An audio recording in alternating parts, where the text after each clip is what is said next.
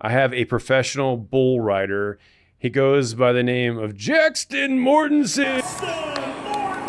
It's Jaxton Mortensen. Jaxton Mortensen. This is Jaxton Mortensen.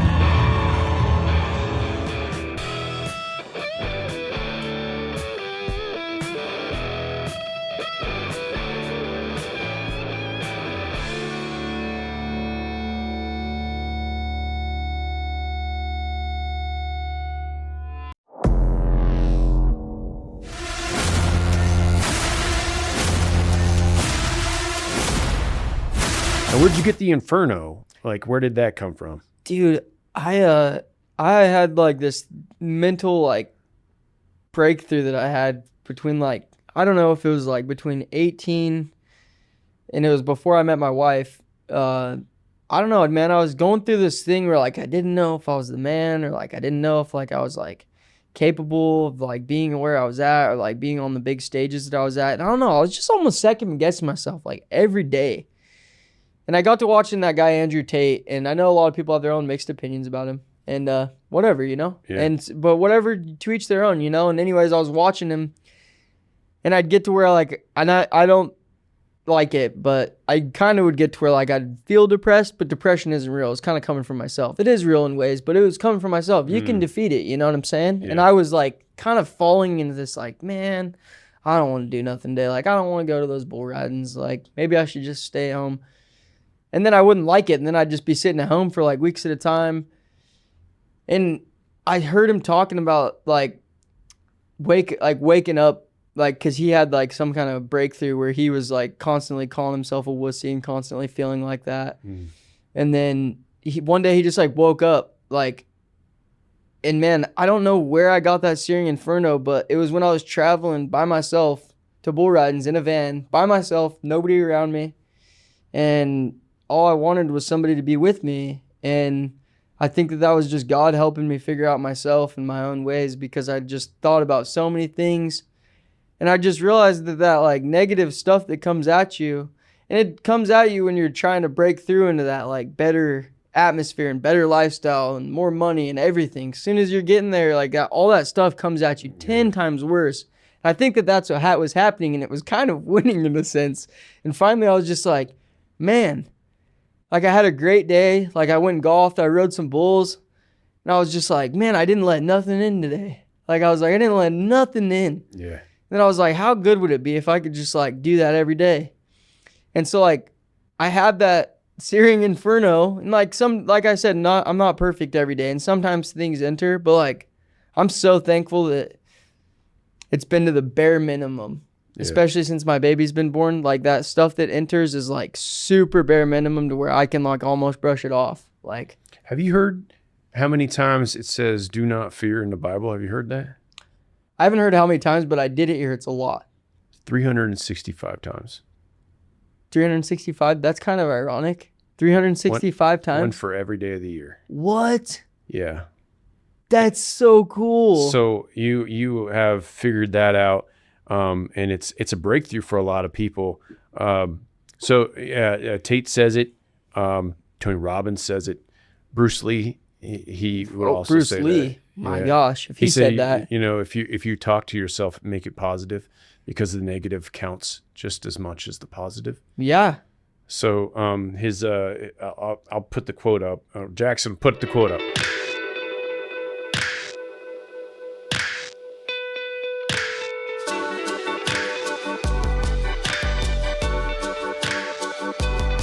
It's good. It's a good quote. I don't remember what it says, but there it is. It's right there. Yeah.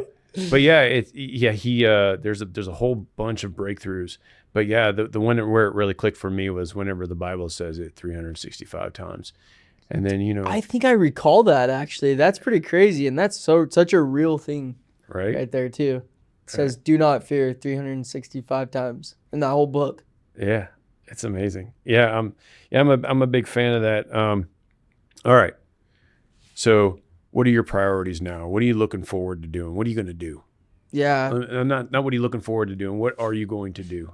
My priorities are pretty important to me right now, and I've changed a lot. in the past year, and then 6 months from now, then 3 months from now.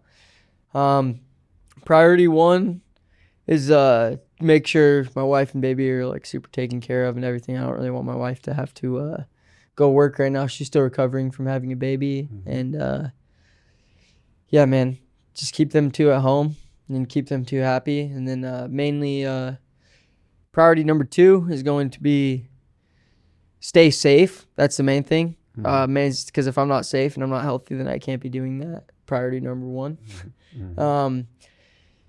My priority, I wanted to go and win this tour right now. I took a break, and since the baby was born, and that was my own decision. And yeah, maybe I could be up there in the top 5, top 10 right now if I didn't, but I wanted to be home with my baby and my wife. So I took that, and I knew what I was technically surrendering. That first place spot's a little bit out of reach now.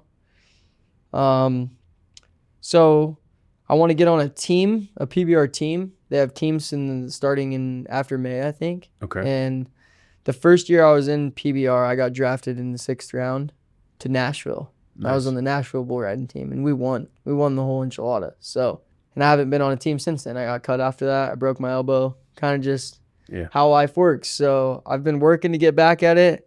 I've probably won like 6 PBRs since then. I've probably won like 120,000. So I think that this year's draft's going to be good for me. And that's one thing that I'm going to try to prioritize is just standing toe-to-toe next to those great competitors that are going to be on my team and just trying to walk all the way through the fire and all the way through hell with them and get to the end and win. I like the teaming aspect of an individual sport. It's fun. Because everyone has to put in or yeah, everybody does. Or everybody gets them. Have you gained benefits out of the team that you didn't expect? Yeah, man, being on that team was like the greatest thing for me ever because I was actually on the team with some of the greatest PBR riders to ever walk the face of the planet Earth. Yeah, and, who are they? Silvano Alves, Kaiki Pacheco, Ryan Dirtiter, Matt Triplett, Thiago Salgado, Joao Enrique Lucas. Aaron Williams was on our team too for a little while. And man, those guys, I was like with Silvano a lot and I was with Kaiki Pacheco a lot. And those guys are like stand-up guys, like the best dudes you could be around. Like totally welcomed me into their homes. I would eat with them. And like they showed me a lot, and they're from Brazil, and they learned differently. Like Kaique learned how to ride bulls by the sun. He would sit there in Brazil, and he'd watch his shadow, and he'd make it perfectly square. What? Like, that's so crazy. And him telling me that, he's a 2-time PBR world champion. He's probably made like $5 million doing this. Wow. And yeah, like hearing all their different ways and like Silvano coming over here and all the racism that was showed towards him. And he's one of the 3-time PBR world champions of all time. There's only the 3 of them, and he's one of them. And learning from those guys and being around them, man, it was such a blessing because I grew up with my brother watching those guys on TV in my living room, practicing bull riding on our trampoline, pretending I was Silvano Alves, pretending I was Kaiki, pretending I was the guys that I was sharing a locker room with and that I ended up becoming really good friends with.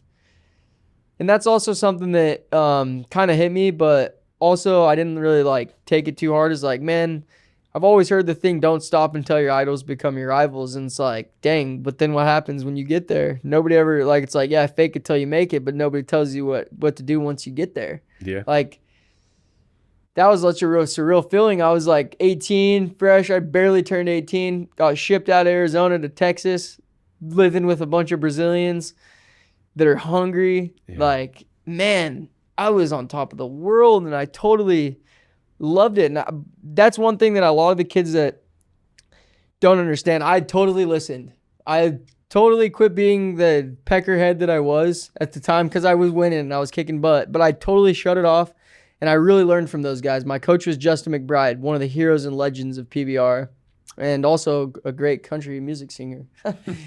And, man, that was just so cool being around them all the time with their families, eating food, practicing, riding bulls, having them right there pull my rope and tell me that I'm the man, you know? Yeah. That stuff just fueled a different extra fire in me. And even when I see those guys out at the bull ridings or out at the hotel or whatever, those guys don't hesitate and they'll come right over to me and they'll give me a hug, and that's really cool. Like that those guys are my heroes, Yeah, it doesn't seem like your competition became your rivals. It seemed like your competition became the next level. Yeah. And when you start looking at yourself as the competition, then it allows you to help other people. And it seemed like that's the team you were on. Everyone was helping each other get to that next level. And that's why we won, ultimately. Yeah, absolutely. Yeah. That's how the best teams won. And you know what happened? So unfortunate. Our whole management effed it all up and split us all up, sold us all away. Well, how did that work? How does that process work? Man, well, it's just unfortunate. We had great owners, and we had a great team, the championship team that won the $3 million at the end of the year, and our camaraderie was great. We were training with UFC fighters. Man, we were fighting with knives. Mm-hmm. Like, first one to draw blood won. Man, I don't know what happened. They just wanted it to be better for some reason. Like, people can't settle, especially those big money industries with those people that spend $15 million to buy a team or spend $20 million to start an organization like a professional team. They can pretty much do whatever they want without anybody else's say. Even if it's not for the well-being of the organization, it's pretty much whatever the well-being for what they want is. And yeah, the first cue was they cut Aaron Williams, the guy from Pismo Beach. And he was one of my best friends. And I was like, man, they cut Aaron out. And then I was just trying to stay in. I was just like, once they cut him, I was like, who's next, And then I broke my elbow right before the finals. And, man, I just was trying to stay in with them. And I was trying to stay that guy. I was still showing up to practices. I was still doing what I could to stay healthy. Yeah. But ultimately, I just couldn't do what they needed at the time, and that was just have a healthy arm. Yeah. So they just called me one morning. I had moved my whole life from Arizona to Dallas, and they told me that I was done. They told me that I needed to sign like the release forms and that I was going to be released the next week. And they were going to post it on social media, and I had no choice. There was a box that said sign here for yes. Mm-hmm. Yeah. No box for no, nothing like that. And then after that, they just started dropping like flies. Matt Triplett bounced. He actually, I think he got cut and then he retired. And then Ryan Dirty retired. Yeah, Kaiki Pacheco got traded. They traded him for two guys on another team. And then Thiago Salgado had beef with the coach, and they bounced. Claudson moved back to Brazil because they weren't going to pay him enough money. And then Joe went to New York. Went to the New York team. So that's every one of the starting team completely gone. Yeah. The whole team that won the very first year of Team Series, none of them are on a team anymore. Crazy. The only person that's affiliated with that is actually Silvano. He's like assistant coach now, which is cool. But, that team was great, man. There's a lot of good memories. So we talked about sports a little bit before the show. What's your favorite sport besides bull riding? Man, it's changed over the years, but I know you guys are going to think that this is weird, and don't be frying me in the comment section. I'm going to tell you if it's incorrect. There's a correct answer to this. Golf. Oh, my gosh.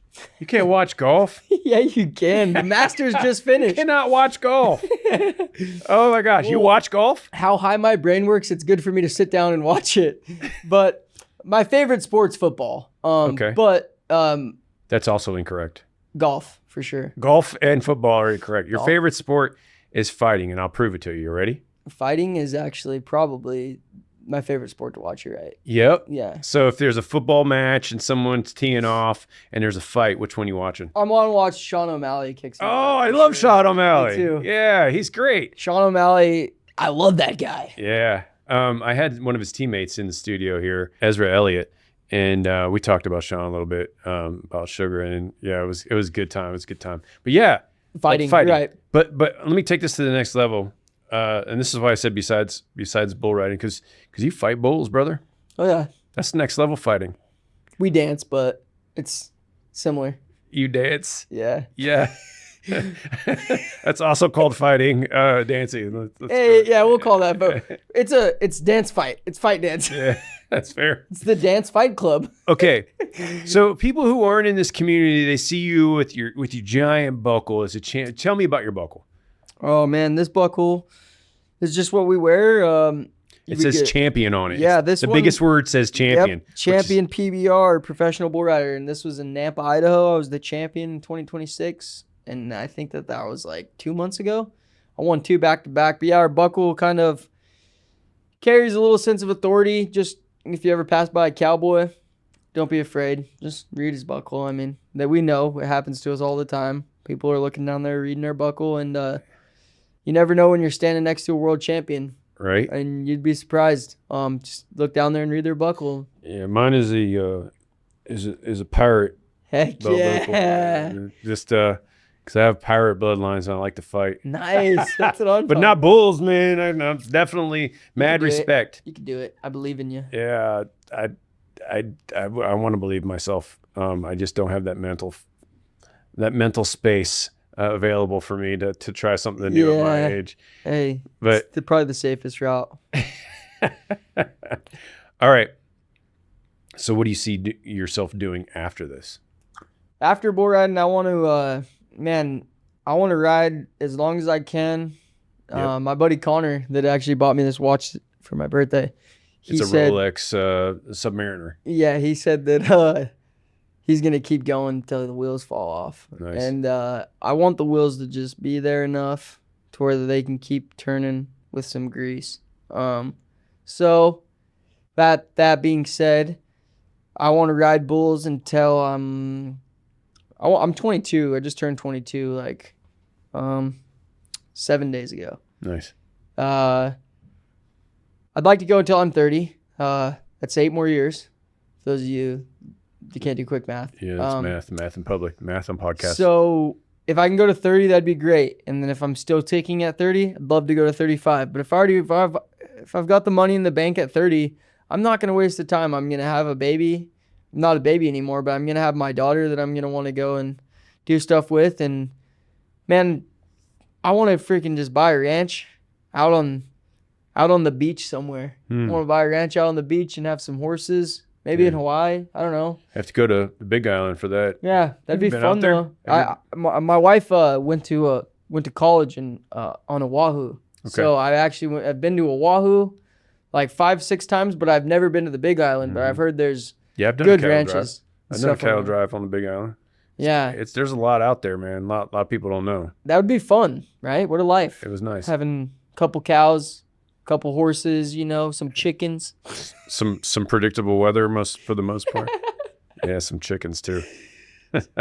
Oh man, it says kid said one time he was walking out of school and my brother picked me up and he's like, "You think that kid's a real cowboy?" He had this goofy cowboy hat on and I was like, "I don't know, ask him." My brother's like, "Hey, are you a real cowboy?" He turned around and looked at my brother. He's like, "Well, I have some chickens." Yes. The brother's like, he's a cowboy. There it is. You don't have chickens just for. That's funny, man. That's funny. How old's your brother? My brother is 25. 25. Yep. So, what's he doing now? Man, he's still. He's had a pretty great career as well. His has been a little bit more life-threatening than mine. I ride with a helmet. He rides with a cowboy hat. He's had to have nasal reconstruction surgery. He's had to have eye socket reconstructive surgery. He's like breathing through his nasal cavity is a mesh screen the doctors made. So he's doing good considering the circumstances. He's been trashed, like both shoulders, both arms, ribs, knees, everything's been sticking through his skin. And man, he's the toughest guy that I know. Truthfully, he's the toughest man that I know. And he's still riding bulls right now. He's kind of finally, it's only taken him 25 years to take the smart route and kind of just let his body heal up before he gets back at it and goes to firing. Because he's the best bull rider that I know of and that I've seen compete. The only thing that his battle is his health, and because he's been able to ride the bulls super injured, but it's like, how many times can you do it? Like, how many times can you get on with a torn ACL? How many times can you get on with a torn rotator cuff? Like, how many times can you keep getting bucked off and pop your shoulder back in after, you know?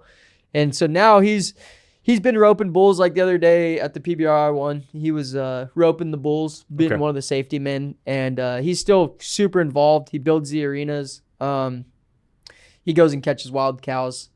He's a complete cowboy. Like, he's the definition of cowboy.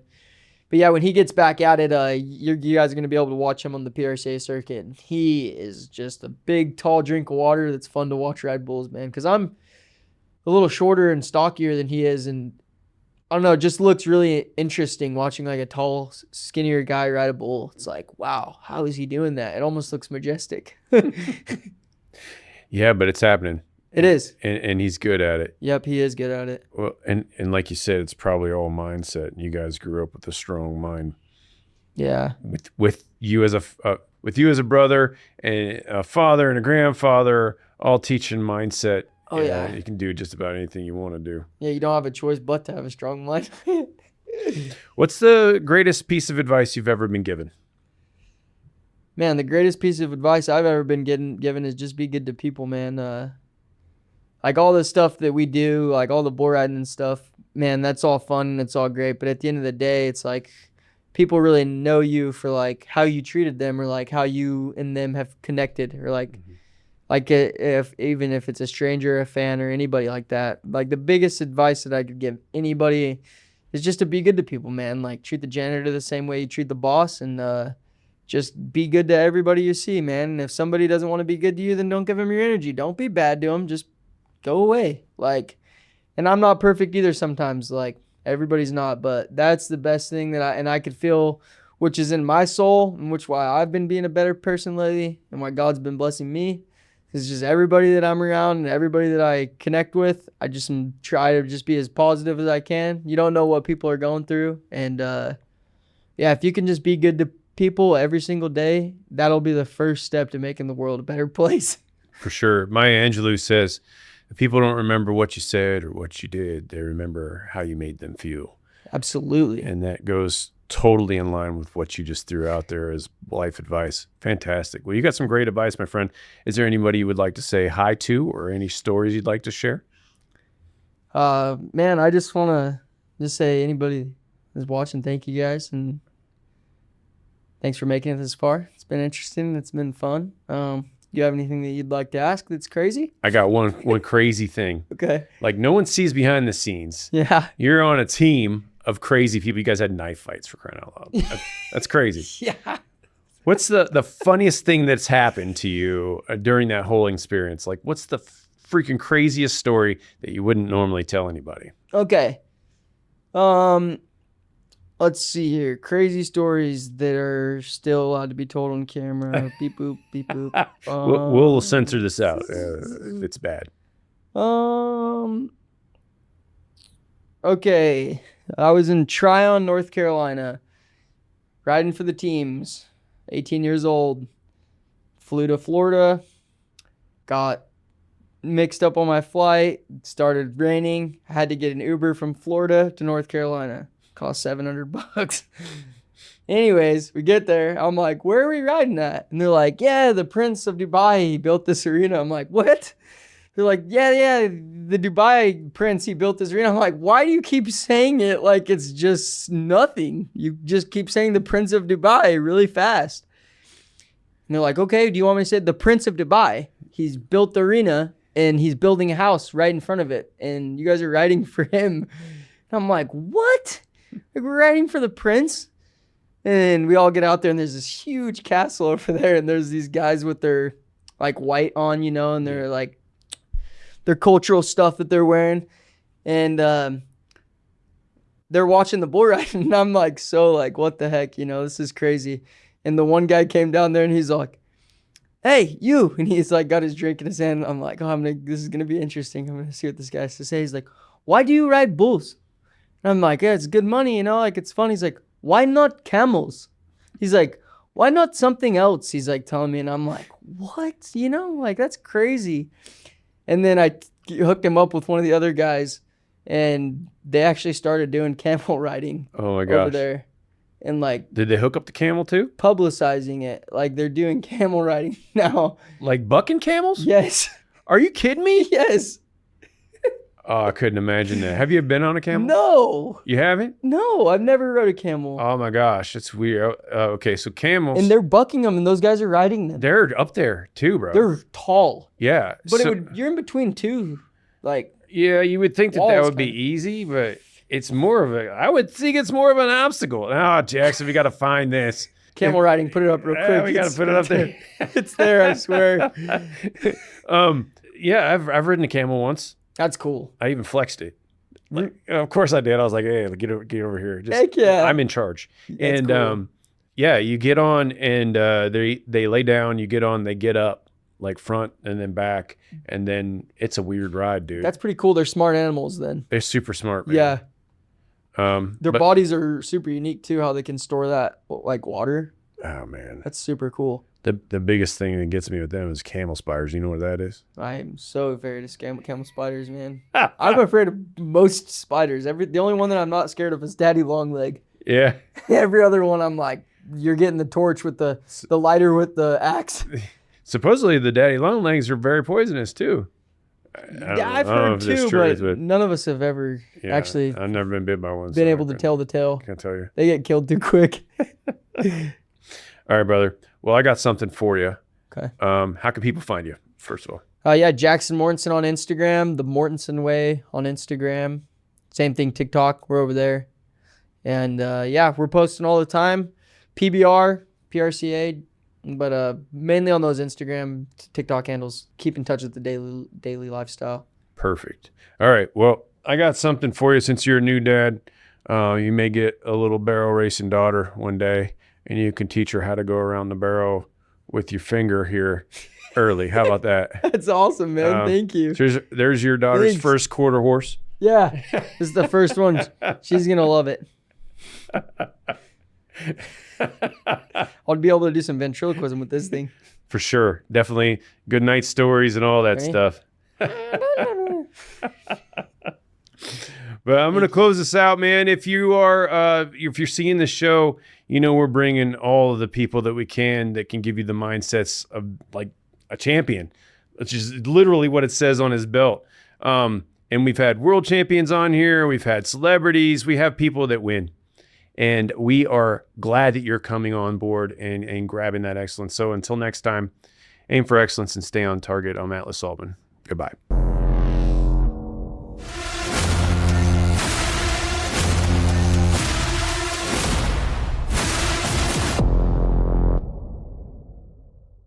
Stay with us as we stay on target with another awesome episode coming up next. We'll see you there. And subscribe to Targeted Now. As an ambassador to buckedup.com, I get to give you our special discount. That's Atlas25 when you go to buckedup.com to get that special discount. Only for our listeners, Atlas25. Go to buckedup.com now. Entrepreneurs, you're wasting money. Are you paying for TV, radio, maybe even newspapers? I gotta tell you, that's all dead. What's new? Well, I'm glad you asked, Atlas. It's podcasting. Just so happens I have a very successful podcast that I can put you on. And we're looking for guests. So if you have a product or service that will help people, hit us up. Atlas Altman Targeted Podcast. We bring new audiences to new people, and we bring new people to, well, you. Check us out. Or buy some merch. Link in description.